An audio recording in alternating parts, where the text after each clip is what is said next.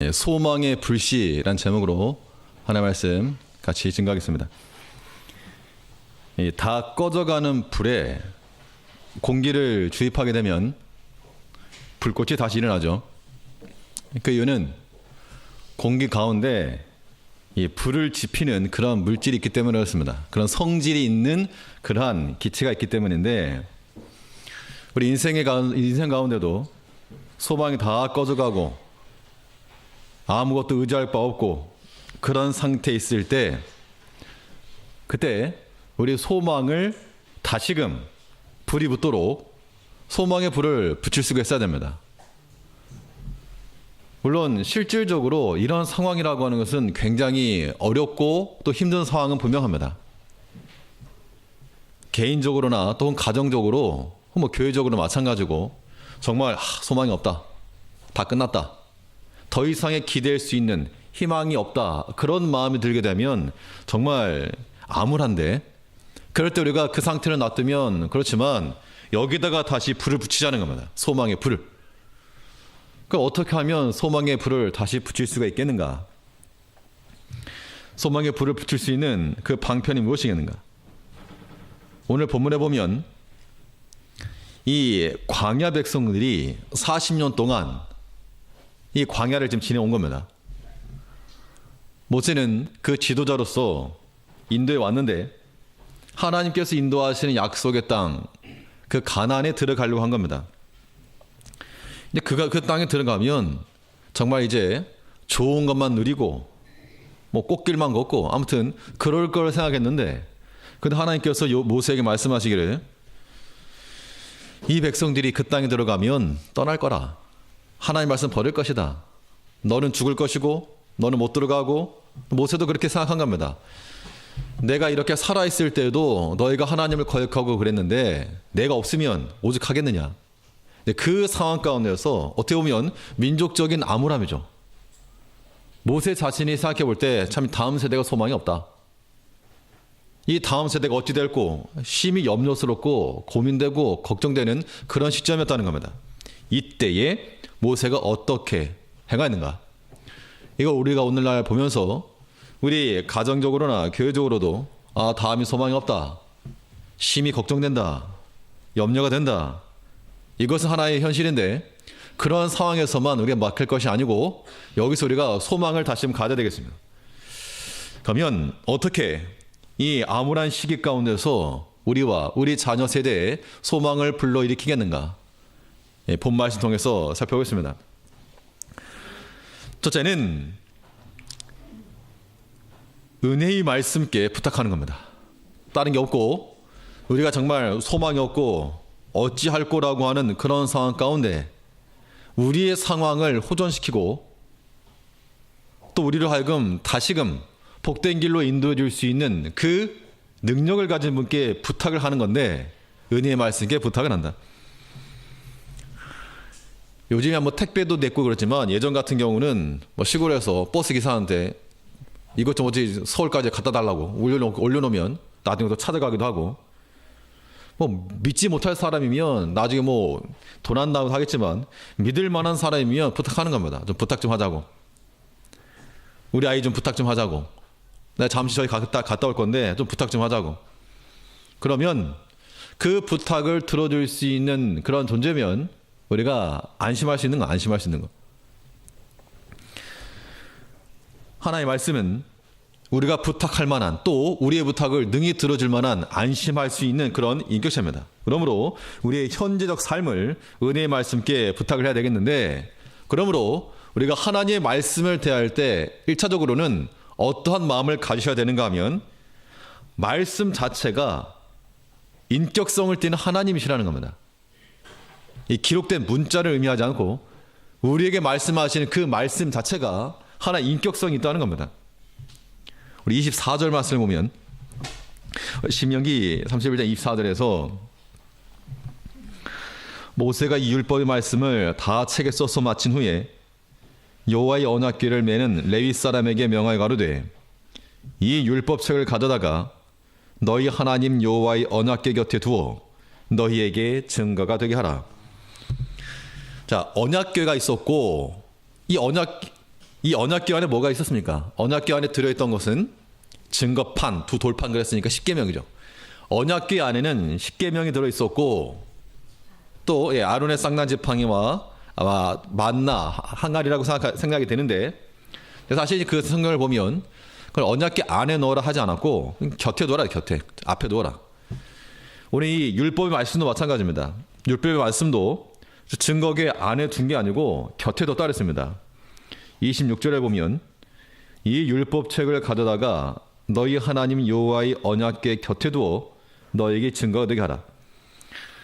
열왕기상을 살펴보게 되면 이제 백성들이 옮기고 하는 중에 아론의 쌍난 지팡이와 항아리 이것들은 다 소실된 것으로 여겨집니다.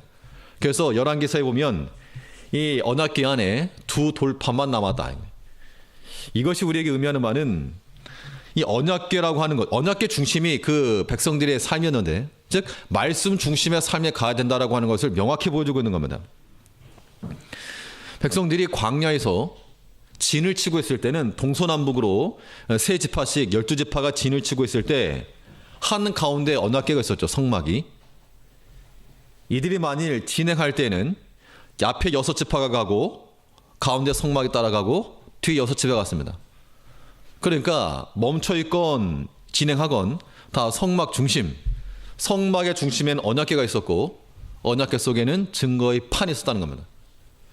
즉 우리 인생이라고 하는 것이 하나님 말씀 중심으로 살아가야 될 것을 말하고 있는데, 그런데 이 말씀이 무엇이 되게 하라 그랬는가 하면 너희에게 증거가 되게 하라. 26절 다시 한번 우리 같이 한번 읽으시죠. 26절 말씀 다 같이 읽으시겠습니다. 시작. 이 율법책을 가져다가 너희 하나님 여호와의 언약궤 곁에 두어 너희에게 증거가 되게 하라. 이 기록되어져 있는 문자로서만이 아니고 우리를 향하여서 증거하고 또 증언하시고 또 말씀하시는 그 하나님으로 받으라 그 이야기입니다. 이 십계명 두 돌판이 건축물을 말할 때 두 기둥이라면 이 율법의 말씀들은 지붕과 문과 같은 겁니다. 이 실제 적용 그 율법의 말씀을 가지고 삶에 적용시켜야 될 말씀들을 언약궤 곁에 두고 우리의 일거수일투족에 대해서 그 율법의 말씀에 비추어서 증거가 되게 하라. 즉 그 언약의 말씀, 율법의 말씀에 증거를 받은 삶을 살고 또 그 말씀으로 우리가 판단을 받으라 그 이야기입니다. 우리 현재적 삶이 하나님 말씀에 대해서 판단을 받고 있을 때 이것이 우리에게 소망의 불씨가 될 수 있다는 겁니다. 지금 우리가 이렇게 살아가지 않습니까? 살아가는데 하나님의 약속의 말씀이 우리에게 증거가 되고 또 우리의 생활을 판단을 하고 이거 옳다 그르다를 말할 수 있으면 그러한 삶이 우리에게 소망이 있다. 소망이 있다. 시편 78편에 보면 오늘 새벽에 살핀 말씀에 너희의 소망을 누구에게 두라 그랬습니까? 너희 소망을 하나님께 두며 하나님이 행하셨던 일들을 기억하고 그 계명을 지킴으로 소망을 하나님께 두라 그랬습니다. 하나님께 소망을 둔다는 거, 즉 하나님과 그 말씀 안에 우리가 판단을 받고 우리 현재의 모습, 현재 가운데 우리가 하나님의 말씀으로 우리가 판단을 받아야 됩니다. 또 그 말씀께 우리 현재적 삶을 부탁을 하는 것, 이것이 우리에게 장차 좋은 소망이 될 수 있다는 겁니다. 좋은 소식입니다. 현재적 삶뿐만 아니라 우리 미래적 삶도 은혜의 말씀께 부탁을 할 수 있어야 되겠습니다. 미래라고 하는 거, 우리는 다 이 미래라고 하는 불확실성에 살고 있죠. 특히 현대인들은 다 그런데 이 불확실한 것 때문에 이 두 부류를 나뉘는 겁니다. 불확실이라고 하는 현실과 미래를 사는데 하나님을 믿지 못하면 그래서 염려가 되고 불안한 겁니다. 불안. 반면 하나님께 대한 확고한 신뢰를 가지고 있으면 그 불안한 미래일지라도 우리에게는 설레임으로 다가올 수 있다는 겁니다. 즉 하나님이 얼마만큼 내게 실제가 되는가, 이것에 따라서 염려하며 살 것인가 아니면 확신 가운데 살 것인가, 앞으로 어떻게 될 것인가 하라고 하는 그 질문에 우리가 뭐라 말할 수가 없습니다. 사람 일이라고 하는 걸 우리가 모르기 때문에 우리가 아무리 어떤 계획을 가지고 있어도 그 계획대로 되는 것도 아니고 장차 어떻게 되겠습니까? 모르죠. 모르기 때문에 우리가 할 수 있는 답변 한 가지입니다. 누구에게 부탁하는가? 은혜의 말씀께 부탁한다.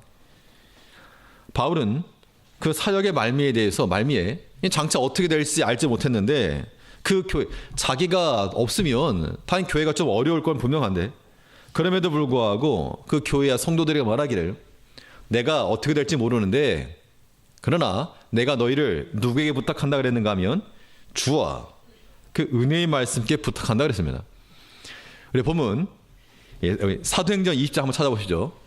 사도행전 20장 32절입니다. 사도행전 20장 32절.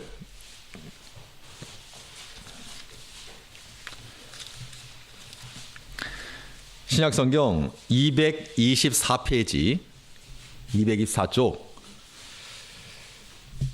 사도행전 20장 32절 말씀 우리 찾았으면 한번 같이 읽겠습니다. 시작. 지금 내가 너희를 주와 및 그의 은혜의 말씀께 부탁하노니 그 말씀이 너희를 능히 든든히 세우사 거룩해 하심을 입은 모든 자 가운데 기업이 있게 하시리라. 여기서 어디를 주목하셔야 되는가 하면 지금 내가 너희를 주와 및 그 은혜의 말씀께 부탁하노니, 자, 이것이 우리의 소망이라는 겁니다. 바울은 그가 지금 내가 이제 떠나는 그 시점에서 어떻게 될지 모르는데 내가 너희를 주께 부탁한다 하였고 또 그 은혜의 말씀께 부탁한다 라고 했다는 겁니다. 그 말씀이 너희를 능히 든든히 세우사. 자, 우리가 이런 소망을 가지면 우리 여전히 우리가 외적인 형편 가운데서는 어려움이 있어도 우리가 소망 가질 수 있는 겁니다. 우리 기성세대와 다음 세대를 살피게 되면 우리 다음 세대들이 지금 다 고개를 숙이고 아멘을 하고 있어가지고 심히 염려가 되긴 하긴 한데, 그럴 때 우리가 어떻게, 우리 부모님 세대들이 어떻게 기도하셔야 되겠습니까? 어쩔 수 없습니다. 우리 아이들 볼 때마다 그냥 기도하실 때마다 좀 부탁드리고 싶은 거는 기도 제목으로 은혜의 말씀께 부탁하노니 우리 교회와 우리 자녀들과 다음 세대 하나님과 그 말씀께 부탁하노니, 말씀께 좀 부탁하는 기도를 좀 드리셔야 되겠습니다. 그러면 그 말씀이 어떻게 하사? 그 말씀이 능히 세우사. 그러니까 사람 가지고 되지 않는다는 것을 지금 안 겁니다. 바울은 사람 가지고 우리가 될 것 아니기 때문에 오직 주와 그 은혜의 말씀께 부탁을 하고 그 말씀이 우리를 능히 든든히 세우실 것, 이거 우리가 믿어야 하는 겁니다. 다른 걸 떠나서 우리 개인의 미래도 마찬가지고 가정이나 교회나 다음 세대나 참 아무리 생각을 해봐도 이게 참 이게 암울하다는 겁니다. 시대적으로 또 소망도 없어져 보이고, 그러나 우리가 취할 수 있는 유일한 방법, 할 수 있는 것, 그 은혜의 말씀께 부탁하는 겁니다. 하나님께서 지키시고 하나님께서 세워주시고 하나님께 붙들으시고, 이러한 기도가 우리 성도들 가운데 있어야 됩니다. 이 교회를 놓고 기도하다 보면 이제 한 세대는 가는데, 이제 연세 드신 분들 계시고 한 세대는 가게 되게 돼 있는데, 한 세대가 가면 다음 세대가 와야 되겠는데 다음 세대가 지금 안 온다는 겁니다. 자연스러운 교체가 일어나주면 좋겠지만 이 현재적 상황이 뭐 그렇지 녹록지도 않고 점점 약해져 갈 것이 눈에 뻔히 보이는 이 시점에서 우리가 어떻게 할 것인가? 현실적인 것에 매몰되어 있어버리면 우리 그걸 믿음이라 말할 수 없고, 그럴지라도 우리가 주께 기대하고 주를 의뢰하고 주 앞에 구해야 됩니다. 신명기 오늘 본문에서도 이 모세가 다음 세대를 생각하니 심히 마음이 아프고 걱정되었다는 겁니다. 우리 27절에 보니까, 신명기 31장 27절에 보니까 내가 너희의 패역함과 목이 곧은 것을 아나니 오늘날 내가 생존하여 너희와 함께하여도 너희가 여호와를 거역하였거든 하물며 내가 죽은 후의 일이랴. 모세가 보니까 이 백성들이 갑갑하다라는 겁니다. 아무리 가르쳐도 변화될 것 같지도 않고, 정말 작은 일에 원망하고 작은 일에 쉬 분노하고 다투고 하나님께 감사하지도 못하고, 이런 걸 보니 내가 이렇게 살아서 너희를 가르쳐도 이 모양인데 내가 죽고 나면 없으면 어떻게 되겠는가? 너의 그 완악함, 그 너의 그런 고집셈, 이런 것들로 인해서 너희가 필경망하리라. 그러니까 모세 입장에서는 이 백성들이 지금 암울한 겁니다. 그러나 그가 취했던 마지막 행동이 무엇인가? 마지막까지 은혜의 말씀께 부탁한 겁니다. 이 모세도. 그래서 이 율법 책을 가져다가 25절부터 보면 여호와의 언약궤를 매는 레위 사람에게 명하여 가로되 이 율법 책을 가져다가 여호와의 언약궤 곁에 두어 너희에게 증거가 되게 하라. 마치 바울 사도가 주와 그 은혜의 말씀께 부탁했던 것 같은 똑같은 내용이죠. 이제 우리가 소망이 없다라고 말할 때 소망을 가질 수 있는 그 첫 번째 단계는 하나님의 약속의 말씀입니다. 그 말씀이 우리 현재와 우리 미래에 대한 부탁이 되어야 됩니다. 믿을 만한 사람에게 우리 자녀를 좀 잘 부탁한다고, 좀 잘 가르쳐 달라고 이렇게 맡기는 그 심정으로 우리 자신의 인생을 하나님께 좀 부탁을 하고, 말씀께 부탁을 하고, 또 우리 자녀와 우리 가정에 속한 모든 것도 은혜의 말씀, 하나님 말씀께 부탁을 하게 되면 그 말씀이 우리에게 거짓하지 않으실 것이고 사기를 치지 않으실 것이고 우리에게 거짓 증거하지 않을 거라는 겁니다. 우리 현재와 우리 미래라고 한 삶이 하나님 말씀, 은혜의 말씀께 부탁을 할 수 있는 그 말씀에 의해서 살아갈 수 있는 그런 모습이 될 때 그때 우리 가운데 소망이 싹틀 수 있다는 겁니다. 절대 이 말씀에 연결되는 이 소망의 끈을 놓지 않는 우리가 되어야 되겠습니다.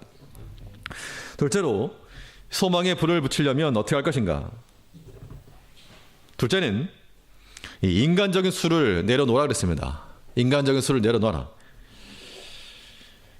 사람의 것을 위해서 행하는 것은 이것이 우리에게 장차 좋으라고 하는 거죠. 사실은 우리의 유익을 위해서 하는 건데 사람의 것을 위해서 행하는 것은 우리의 소망될 수가 없습니다.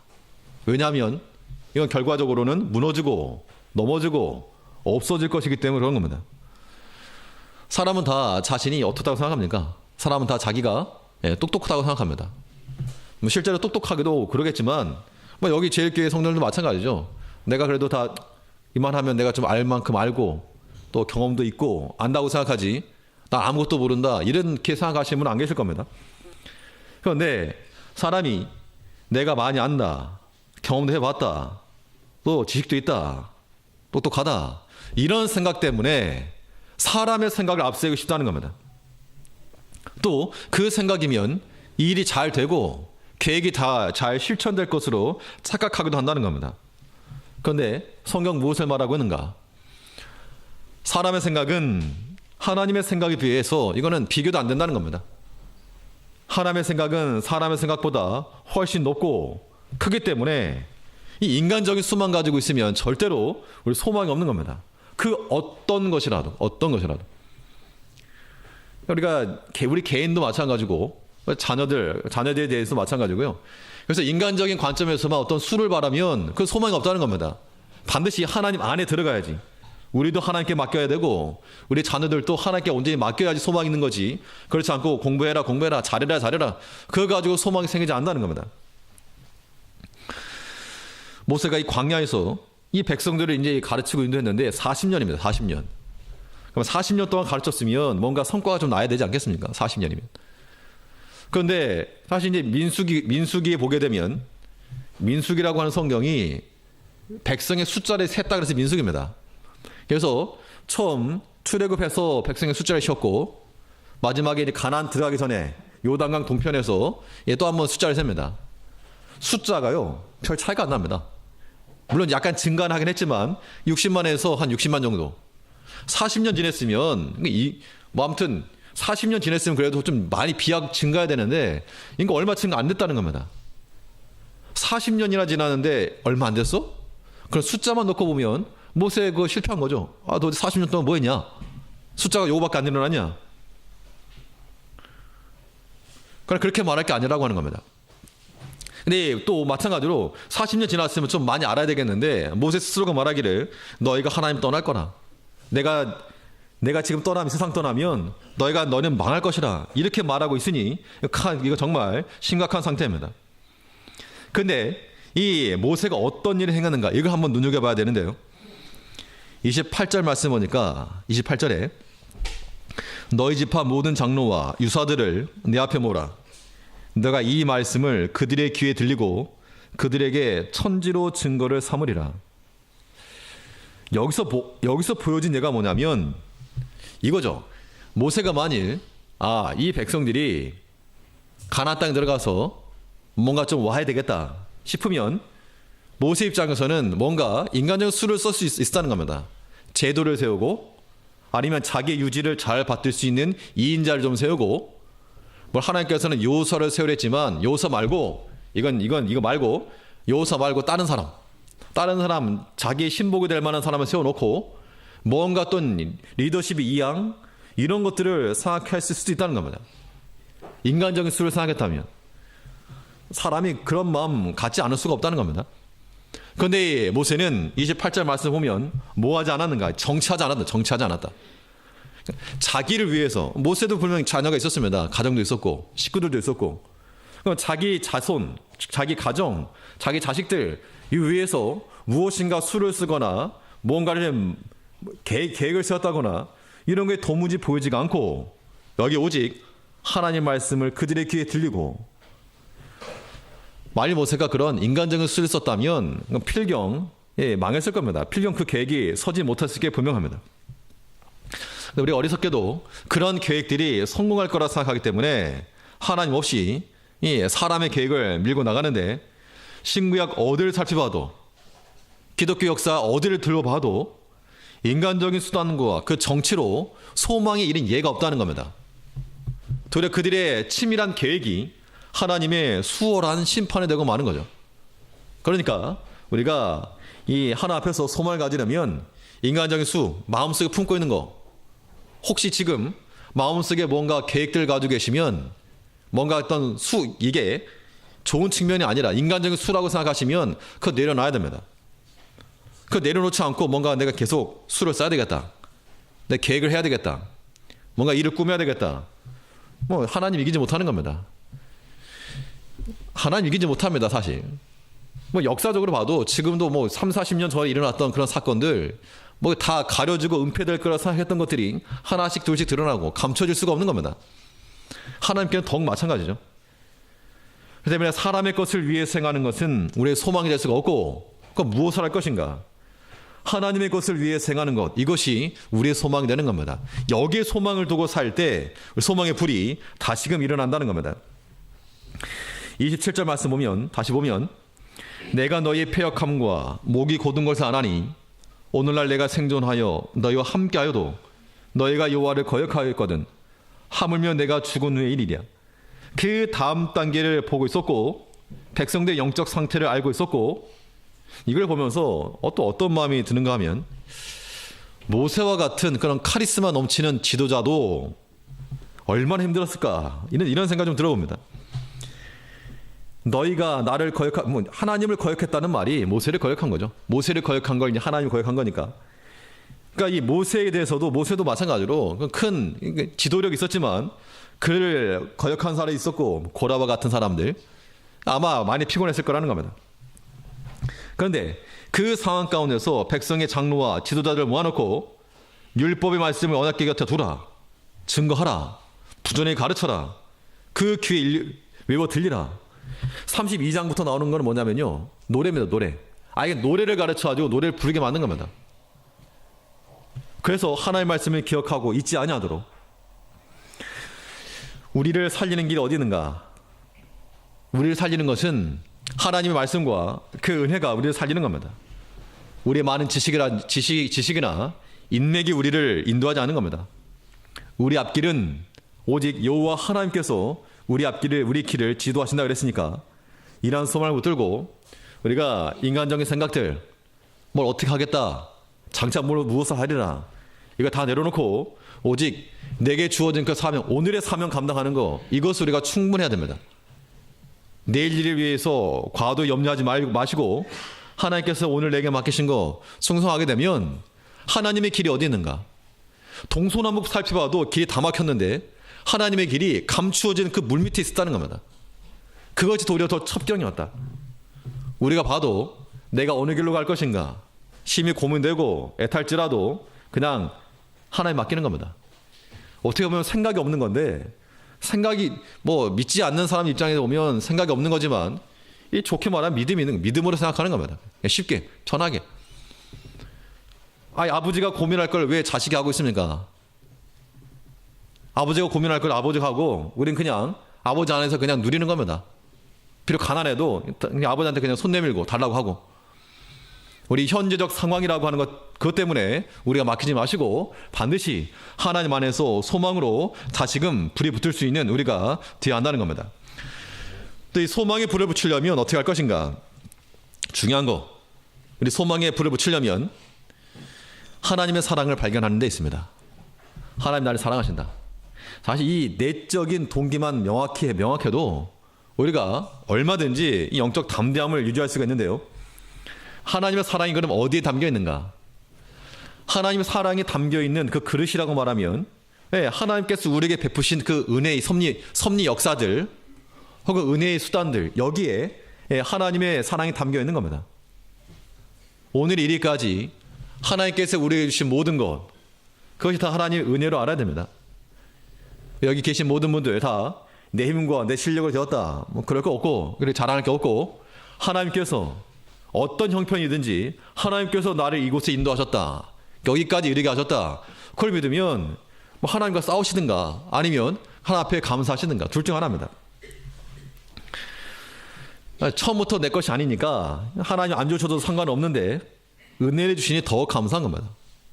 그래서 있어도 감사하고 없어도 감사하고, 이걸 무슨 감사라고 합니까? 이런 거를 양통으로 감사. 하나님께 나를 살리셔도 감사하고 죽으셔도 감사하고. 이 바울사도 그랬죠. 내가 육신적으로는 너희와 함께 있는 것이 내게 유익하나 그러나 내가 몸을 떠나 주 함께 거하는 것이 내 더 원하는 바로라. 내가 떠나는 것도 감사할 것이고 함께 너희가 거하는 것도 감사할 것이고, 양통으로 감사하니까 모든 것이 다 유익했다는 겁니다. 우리가 이런 마음 좀 가셔야 되겠습니다. 양통으로 감사. 한번 따라 하시죠. 피곤하시니까. 양통으로 감사합시다. 양통으로. 애들이 좀 줘라도 감사한 거고, 딴 데가 좋으니 교회 와서 좋으니까 그것도 감사한 거죠. 사실은 말씀을 들어도 감사하고 뭐 딴 생각하셔도 감사하고. 우리가 하나님 앞에서 양통에 대한 감사, 이것만 생각해도 굉장한 우리의 하나님 안에서 소망을 가질 수 있다는 겁니다. 애굽에서 광야로, 또 광야에서 가나안으로 하나님께서 시마다 때마다 인도하시면서 은혜를 먹이시고 또 모든 큰 섭리 역사를 베푸셨는데, 그 하나님의 사랑, 내게 주신 그 은혜 속에서 하나님의 사랑을 발견해야 됩니다. 하나님이 나를 사랑하신다라고 하는 그 마음을 다 가지고 계시죠? 그런 마음이 있어야 됩니다. 하나님 나를 사랑하신다. 내가 하나님 나를 사랑하신다. 이런 마음이 우리 가운데 충만해야 됩니다. 그런데 하나님의 사랑이라고 하는 것이 내게 주시는 좋은 은혜의 그릇쓰기만 있지 않고, 때로는 경고와 진노와 심판이라고 하는 그 그릇 속에도 하나님의 사랑이 담겨 있는 것을 우리가 알아야 됩니다. 그렇기 때문에 우리가 때로 하나님 말씀에 경고받을 때, 때로 우리가 하나님의 진노를 경험할 때, 하나님의 심판이라고 여겨질 때, 그때도 하나님을 날 미워서 버렸다, 이게 아니고 하나님 나를 사랑하신다, 이 생각을 하셔야 한다는 겁니다. 우리 29절 말씀을 보시면, 내가 알거니와 내가 죽은 후에 너희가 스스로 부패하여 내가 너에게 명한 길을 떠나서 여호와의 목전에 악을 행하여 너희의 손으로 하는 일로 그를 경록케 함으로 너희가 말세에 재앙을 당하리라 하니라. 이건 백성들을 저주한 내용이 아닙니다. 정말 너네 정말 그러고 나가다가 망해라, 이런 측면이 말한 게 아니고, 이 경고 속에 무엇이 들어있습니까? 요즘에 그런 말 잘 안 하지만 예전에 뭐 다리 몽댕이를 똑 이렇게 해버리면 실제로 그 다리를 부러뜨리라는 그런 게 아니죠. 한 번만 더 늦게 들어오면 아주 다리 몽댕이를 머리끄댕이를 실제적으로 그렇게 하겠다는 게 아니라, 그 부모의 의도를 파악하고 일찍 들어오랄지 아니면 부모의 원하는 대로 행하라는 것이지 실제로 어떤 해를 가하겠다는 게 아니라는 겁니다. 하나님께서 모세를 통해서 그 백성들이 하는 말이 너희가 말세에 재앙을 당하리라. 근데 예레미야 보면 하나님의 뜻이 뭐라 그랬습니까? 내가 너희를 향한 내 생각을 하나니 재앙이 아니요 곧 평안이라. 장래에 소망을 주는 것이 하나님의 목적의 뜻이라 그랬다는 겁니다. 그럼 이 재앙이 임할 것이라고 하는 것이 경고죠. 경고요. 어떻게 보면 진노일 것인데, 이 경고 속에 담겨진 하나님의 포기할 수 없는 사랑을 좀 깨달아라, 그 이야기입니다. 그러므로 우리가 하나님 은혜 가운데 담겨있는 사랑도 깨달을 것이요, 때로는 하나님께 나를 치신다, 하나님 나를 진노하신다, 이런 것을 깨달을 때에도 우리 하나님의 사랑을 깨달아야 됩니다. 그 부모의 심정을 가지고, 아비의 마음을 가지고 그 자녀를 사랑하는 그 부모가 사랑도 하지만 때로는 훈육도 하는 것처럼 하나님께서 우리에게 훈육하시고 말씀을 통하여 경고하실 때 우리가 어긋난 길로 가게 되면 바른 길로 가라고 책짓질 하실 것인데, 그걸 통해서 하나님의 심판과 경고 속에서도 하나님의 사랑을 발견할 수 있어야 한다는 겁니다. 이런 자들은 하나님 안에서 소망의 끈을 놓치지 않고 붙잡을 수 있는 겁니다. 불신앙의 싹은 보는 즉시 자르고, 소망의 싹은, 소망의 끈은 놓치지 않고 잡아야 됩니다. 이 다음 세대가 심히 불안하고 또 소망이 없어 보일지라도 은혜의 말씀께 부탁을 하고, 인간적인 수는 버리고 오히려 하나님의 수를 택할 것이요, 우리를 사랑하시는 그 하나님의 마음을 깨달아 이 소망 중에 살아가는 계획교회 성도님 되시기를 바라겠습니다. 기도하겠습니다.